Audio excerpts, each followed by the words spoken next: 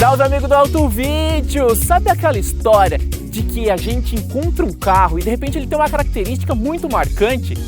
Uma traseira polêmica, uma frente estranha, alguns carros que capotam, outros que não, e aí vira aquela coisa. De repente ele pode ter um conjunto de características bacanas, mas um aspecto acaba virando um meme, tipo aquela galera que fala que algum time não ganhou o Mundial, sempre aparece com um comentário assim. Então vamos falar um pouquinho sobre isso, Conrado Navarro? Pois é, Linha, a gente está do lado do Eclipse Cross, esse carro que tem sim muita polêmica envolvendo essa traseira que você está vendo aqui do lado. Olha, eu estou apoiado aqui, não é num aerofólio não, eu estou apoiado aqui numa parte da traseira, com vidro embaixo, vidro em cima, um brake light aqui no meio.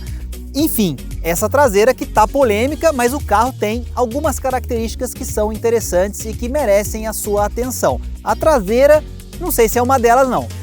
Exatamente, pessoal. E você sabe, aqui no Auto Vídeos a gente tem um compromisso muito grande com a veracidade. A gente procura falar aquilo que nós enxergamos e com tranquilidade. Você já acompanhou aqui a gente falando do Pajero Sport novo, que tem uma traseira que, além de polêmica, Navarro, tem aspectos técnicos envolvidos. Aquela lanterna comprida é complicada na questão de manutenção e o para-choque também pode ser um desafio naqueles toques que acabam ocorrendo em cidades, por exemplo. Aqui no Eclipse, a gente pegou esse carro aqui justamente por conta disso. Essa traseira aqui, pelo menos na minha visão, é mais polêmica nas fotos do que pessoalmente. Eu tô começando a me acostumar com ela, mas o lance é que realmente divide opiniões. E o ponto desse vídeo aqui é a gente considerar esse fato. Será que só por um ponto vale a pena descartar ou não um carro? Pois é, Linha, e esse ponto ele é crucial nesse caso, na minha visão, e olha que legal porque a gente vai se complementando e muitas vezes a gente diverge sobre as coisas também. Eu acho que a traseira continua polêmica mesmo ao vivo, não me agradou tanto assim do ponto de vista de design, mas vamos imaginar que você acostume e tá tudo certo, ele é um pouco diferente, mais moderno, você vai andar num carro diferente na rua, talvez seja esse o propósito ao comprar um carro desse, mas Linha, tem um aspecto que eu acho importante dizer. Se você se acostumar com a traseira, talvez você não se acostume tanto com o espaço de porta-malas, e eu acho que para esse preço oferecido no caso do Eclipse Cross, a gente está falando de um carro acima dos 150 mil reais, nesse caso da configuração mais completa, eu acho que a pessoa vai ficar um pouco decepcionada com o espaço. Tem um step aqui dentro, ele fica estreito, quando você chega o banco para frente, ainda assim não fica ali tão fácil de colocar malas um pouco maiores, então ele tem um efeito estético que talvez você se acostume e que até chame a atenção, e talvez esse seja um ponto interessante depois que você compra, mas o lado prático para mim ainda pega, Linha. Exatamente, então vamos falar um pouquinho do lado técnico também envolvendo o design. Essa concepção aqui acabou sendo decorrente do lance da Mitsubishi querer criar com essa linha de cintura bem marcada aqui, uma espécie de SUV coupé, então você tem essa divisão aqui, essa queda mais acentuada, com o lance de que embaixo ele manteria o espírito off-road da Mitsubishi. Então, tecnicamente, quando a gente pensa no design, essa parte aqui, Navarro, ela tem um aspecto um pouquinho gordo,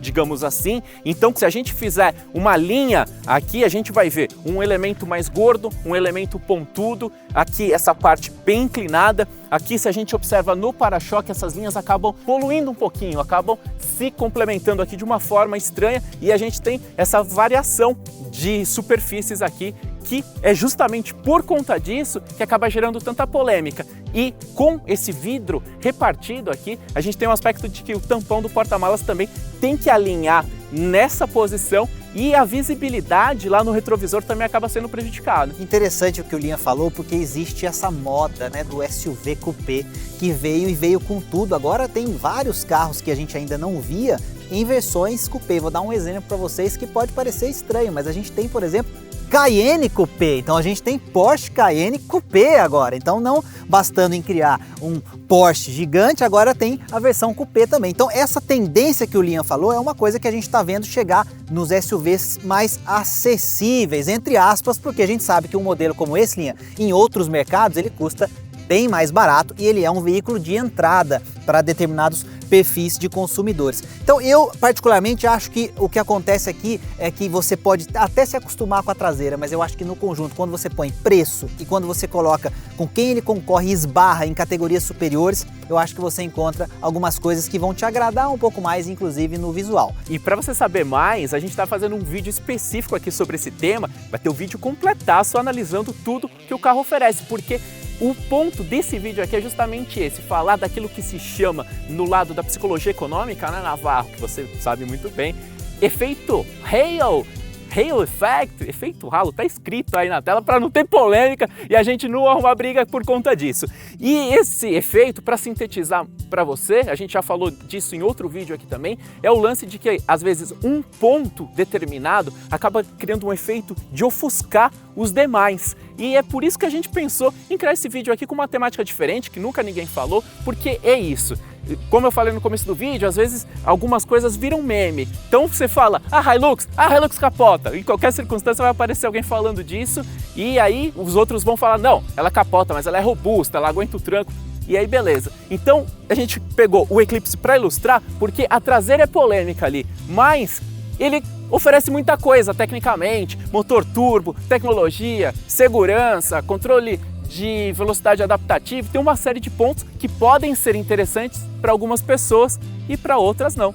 É isso, eu acho que você tem que ir e ver o carro pessoalmente, né? A gente está falando do Eclipse Cross. Qualquer carro que você for comprar, lembre-se sempre de ir experimentar, fazer test drive. A gente defende muito isso aqui. Leva as tralhas todas que você pretende colocar dentro do carro quando você for usar. Se vai ter que carregar, por exemplo, criança com carrinho, qualquer coisa nesse sentido, vai lá, leva tudo na concessionária, experimenta e anda nessas condições. O carro é muito legal, ele tem muita coisa bacana que outros carros não têm ainda nessa faixa de preço. Pode ser que daqui a pouco os carros comecem a aparecer. O Lian falou de algumas coisas nesse sentido, suspensão independente nas 4 rodas, a questão da tração integral inteligente com alguns modos de condução, enfim, então tem muita coisa legal no carro, mas talvez a traseira vá te impedir de carregar as coisas. Não necessariamente você vá achar que ela é estranha, mas talvez ela não seja funcional. Essa foi a minha opinião quando a gente foi fazer esse vídeo. Então é um carro que tem um propósito, mas que não é necessariamente funcional para todo mundo.